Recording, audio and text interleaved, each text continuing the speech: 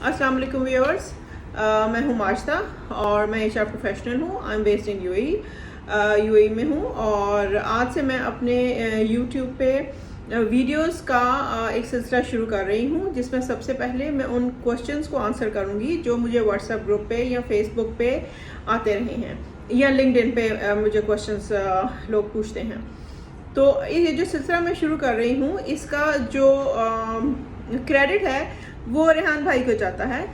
रेहान भाई मुझे काफ़ी सालों से कह रहे थे कि वीडियोस बनाएं और यूट्यूब पे फेसबुक पे डालें, सिर्फ मुझे ही हिम्मत नहीं हो रही थी।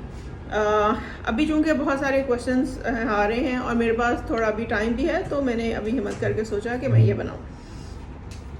तो पहला क्वेश्चन ये है कि मुझसे बहुत से लोग पूछते हैं कि क्या मुझे दुबई में यूएई में जॉब मिल सकती है।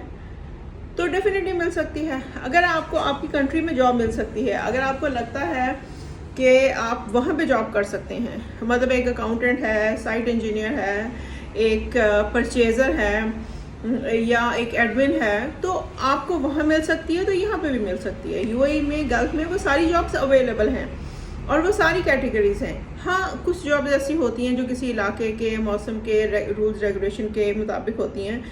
फॉर एग्जांपल कनाडा में चूँकि बहुत बर्फ़ पड़ती है, तो कुछ उसके हवाले से होंगी, या उधर हीटिंग के लिए टेक्नीशियन की ज़्यादा होंगी।